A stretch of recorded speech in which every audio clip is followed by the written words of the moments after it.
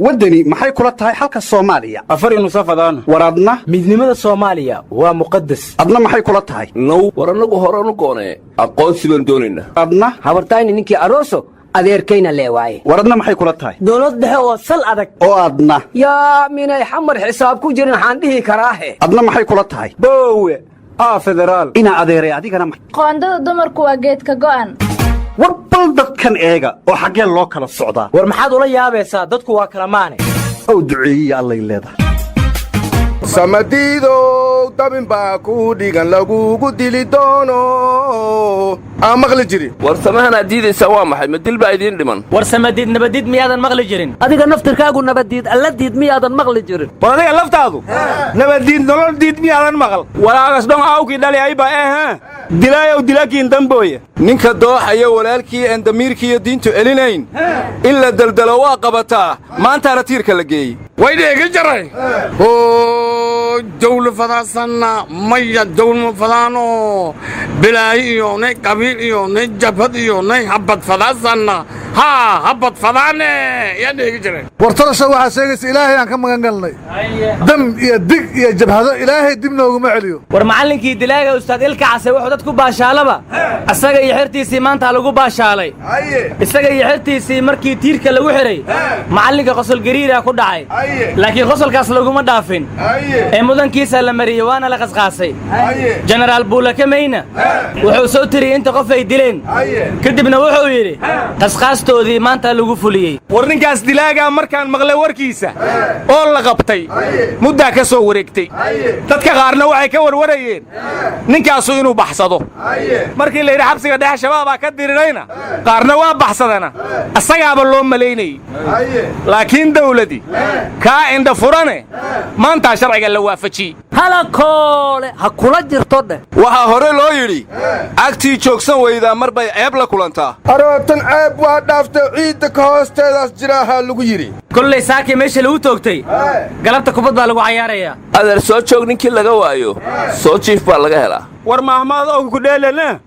shimbirkii buubtan badan mada abaasika degay waa leeri waaryaadeen waxa la yidhi diqsigii boodbood badani fuud kulul buu ku dhacaa war annagu waxaan dhahnaa tixsigii garoorku dabaal barta fuud kululow ku gubtaa waaryaa wayba dheegi jiray teese wali garoor laga galaaya fuud laga galafaday warwar iyo dhammaantiis macallinka xariifka ahay oo qayaanoolaha ahaa oo marna ilmaha ingiriiska u dhigi jira marna madaxa ka jabi jira dadka marna online jaamacad ku dhigan jiray marna nabadsugidda si dadban ula shaqayn jiray marna amiirada hawsha u kala fududayn jiray afar xarar iyo fuusoo ka hoos maray aryaadhaha waxaa la yidhi mayd xantaa maanya ma mayrtee shib naga dhaha dogaal bilaamidamadi goobta walhamadan ma eri jiraana istaafurudhah warnimayow shakhsiyaadka maanta la toogtay shabaab kuma ekayn ludaayo hoobu guuri sogola reebi jiray sogolaniin duugaan lijeede armadeeyow sokoruma duugna mahansunaa duugana ilaahayow naga nabadyeel wareedhaha warka waa boobi jirteen noo suga aniga waxay ila tahay sababta nimankan toogashadooda maanta loogu aadiyey qaraxyadii ayaamahan dhacayay iyo dhallinyaradii ku baaba'day dareenkii ka samaysna in lagu daminayo wararka kaleo ayaantan aan maqlayana warar dadka cabsi gelinayay ahaayeen shabaab inuusan fogaynna waa muujinayeen marka allahana badbaadsho hana lays jiro laysa alkhawaafu baciidan miya arcabdikuusa waxaa kugu dhaca biciid qawaafsan waa la iska qashaahe way dheegi jiray lankii adag walka sheegda usuuka dile lankii adag wal in sheegdona usubaa ka sheege war lacagta qadaraa la sheenay miyaana tiri allo waa kala dheertihiin haddeerna inay isu dhowaadaan ma rabaan waarayaantan cabsidii qadaadweyntu way badataye xaggee baa laydinka soo galay war gadaadwiilow dadka isku dheh roogda khudbooyinka mu'aaradka iyo khudbooyinka muxaafadka ma dhegaynsado ayta ma aha warnamada xal anugu waxaan seexdaa anoo shakisan oo cabsanaya waxaan la dhegaystay nin ka mida mas-uuliyiinta gobolka gadoo hadlay wuxuuna yidhi mucaaradku waa ridoobeen diintana waa ka baxeen in la laayaano waa bannaanta marka waxaan isweyddiiyey ma mas-uul dawladeeda ma amiir shabaabba ninkaan dhegaysanaya war waxaa aniguna la yaabo ninkaasuu yidhi nimankaas in la dilo inay bannaan tahay waxaa caddeeyey sheekh cumar finish uu yidhi waana aayado qur'aan oo annaga ma dhihin uuna sii raaciyey war fadwooyinka maalmahan socdo waa badan yihiin dadka ka hadlaayana waa qiiraysan yihiin aayado qur'aanna waa soo daliishanayaan marka mas-uulka gada ka hadlayey waxaan is idhi makooshin garaana u fadwooday war guddoomiye ku-xigeenka gobolka gedo oo bannaanbax qiiraysan ka hadlay hadlayey una jawaabayey musharaxiinta wuxuu yidhi nimanka yidhi ciidanka naga difaacaya kenya ha ka soo baxeen gobolka gedo waxaan leennahay muutuu bikaydikum caradiina ku dhinta aryaadhaha kaas guddoomiye shiikh macallimuu miyaa u fadwooday warnami oon waybaan maleeyey khudbado muhaafidka beryaahunka dhawaaqahoyo waana aayado hangaadoohaya buuraday toorbooranolanka gorya kaale wargadoojo warqadaad weynay meeqa nuuc baa tihiin war waxaa la yidhi ninkii waxaan jacayl waafaqaa heese weligii siyaasadduna markay waalatay diina wadataa aryaadhaha war ma haysiine madaxweyne axmed madoobaa warramay war asna miyuu fadwooday doorashada halla qabta miyuu yidhi seelaare mandhiil gobodaw madaxweyne farmaajo heshiiskii waa ka baxay miyuu yidhi aroor ani 2 sano ma rabe 4 sanaa lee doorti maasiri aryaadhaha warka hayga dhex gelinaya axmed madoobe wuxuu yidhi gobolka gedo jubbalanday ka tirsan tahay jubbalandna anaa madaxweyne ka ah gobolkii gedana jabhadaa iga heesta oo aniga iyo maamulkayguma dhex roogsa karno saa doorasho loo qabahaa haddaan jabhadda qabsata laga bixin warnamiyo anin mayba iswaafajii waayey madawiini ahaa iyonay jabhada meelo ahaasito oo warka axmed madoobe ah war anna waxaan kala garan waayey ciidanka dawladdu gadagaysay ma kiiniyay difaacayaan mise axmed madoobay ka difaacayaan kalmaanay wayba sii sheegay axmed madoobe madii kismaanyo kooy iyo kenyana kooyti war anna waxaan iswaafaji waaye madaxweyne farmaajo soomaaliya o dhan uu madax ka yahay gobolka gedo oo ka soo jeeda ma ogolo in cid kala maamusho markii maamul goboleed gaar miyuu rabaa inuu ka dhigo oo Gadaland la yiraahdo war shiikh madaxweyne axmed madoobe wuxuu hadalkiisa ku soo daray English wuxuuna yidhi maamulka gobolka gedo waraaqay soo saaran waxa ugu qoran maamulka gedo ee Jubbaland madaxda Jubbaland xukunka Jubbaland marka huis Jubbaland anaga aan maamuleyna xamar laga maamulo yiri warnamiyo bilaashana nis wareeriya jili lungure maayena alanka koonfur galbeed lihidiga ka taale mayna ka turjumaasa inoo li gobol eeyin armaday gareeno cir weynida ma cagta dhigtid maday hadii warkaas keeno annaga hirshabeellaan banaadir ku darsanayna arooda anigu waa wareede arintan xaggee loo wadaane waar ummaddu way daashay u daneeya dadkiina ummaddu way daalan tahay ummaddu way daalan tahay aryaadhaha xaajadii mashaqowdiyo murunkii iyo khilaafkii iyo musharaxiintii cabanaysay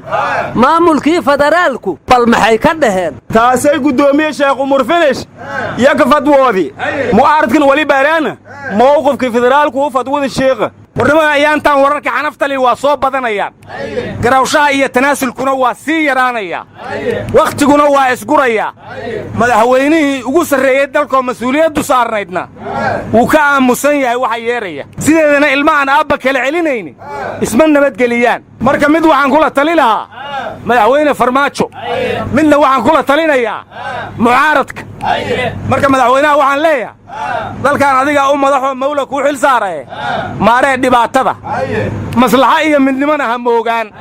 mucaaradkana waxaan leeyahay Soomaaliya qasiya qalalaasa waa ka soo daashay dagaal iyo dib u dhac dambana uma laabto marka madaxweynaha daa doorasho iyo isbedel hore ka weydaan adinku tanaasula una dhaafa kursiga intuu ka nacayo maslaxa iyo midnimana ha moogaanina warqadaad weynay garaadka guulla bixiye Allah haydan garansiiyo war axmed dheere taladiis horta faylata laakiin mu'aarad yoonay muhaafad ba lankun kursigaadan dhaafo inta isku noogaw dadkii maalmo tirsadayeen ku weel doonanahay armadeeyow adigoon isdaalin ninkii gal barxada asagoo cabid ka rabaahe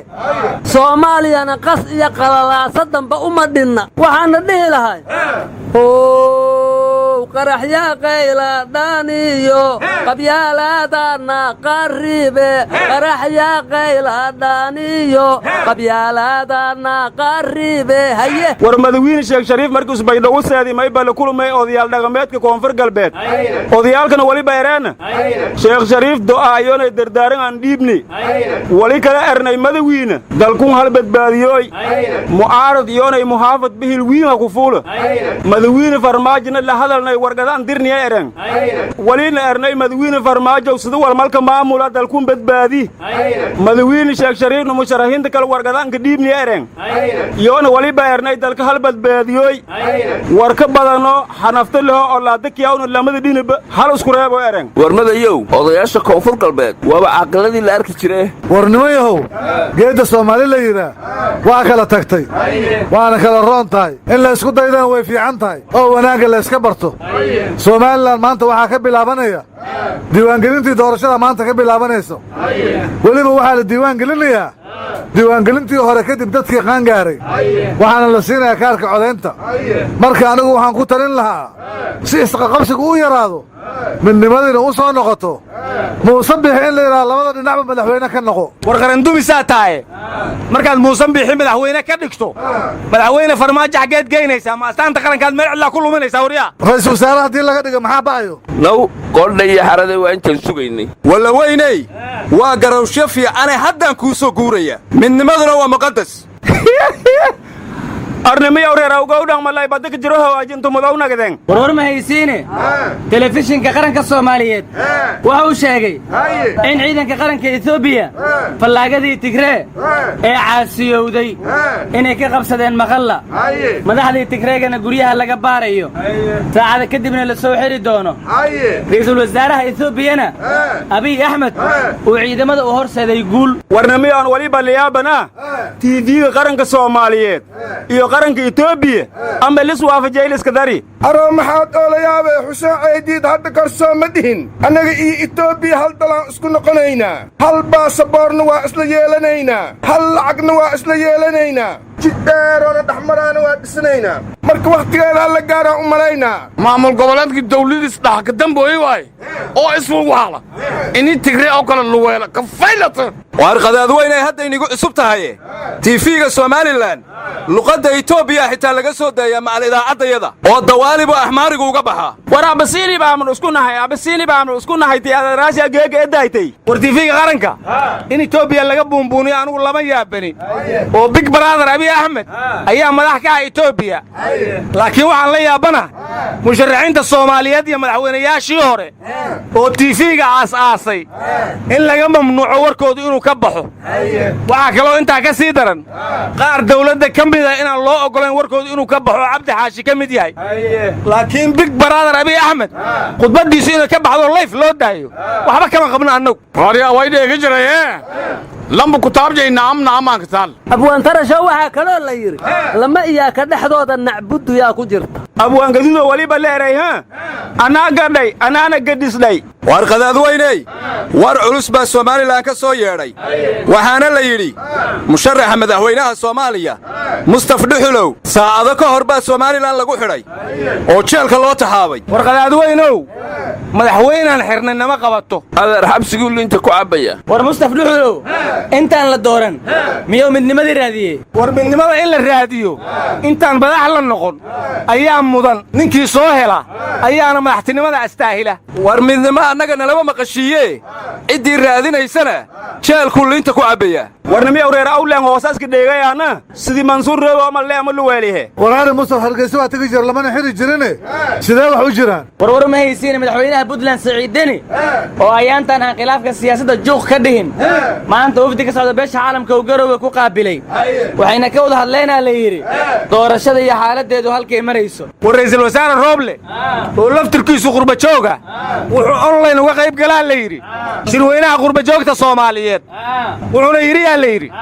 qurbajoog la'aanteed soomaaliya ma noolaateen war qurbajoog waa nabad iyo nolol miya uu yidhi aroo qurbajoog indhaha u furan qorax joogtana indhaha kaarihimaas yidhi war wasiirka amniga jubbaland cabdirashiid janan waraysi dheer ayuu bixiyey wuxuuna u warramay ayaanle xuseen cabdi sir badanna waa khishifay wuxuuna sheegay inuu faad iyo farmaajona uu la kulmay waa uu fakaday gurigoo ka booday badda u maray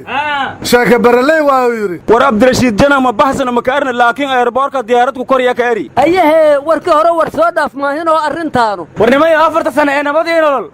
waddanka ruwaayada cajiibaha ka socda war musalsaladu weli ma dhammaaneen sugu waaytan war walla weyne afkiin iyo dhagihiinnu miyaan ismaqal laysa alxubbu ka haadaa maa ka wadin war arrintaanu yaabay leedahay ilaa beenaa nala ku maaweeli jiray arooda muranka badan inta iska dhaaftiin midnimo allaha idiin tusaan idiin leeyahay xumbaal ma jacbeesa meel kaley ka muulaxmuulaxay jireen beeniraad mal ayaan maqli jiray sii hoostaaliya korna taali warqadaad weyney dadkiina u tudha dadkiina u tudha loo turi maayo maykinka jar aroo haddana ma dhahayno gooni u goosnaanahay lagaa dabarotiye war run iyo been dadka waa loo sheegaa run iyo been war dadkiina u tudha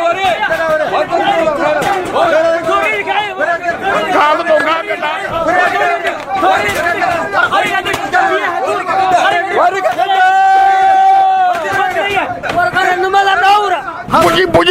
Been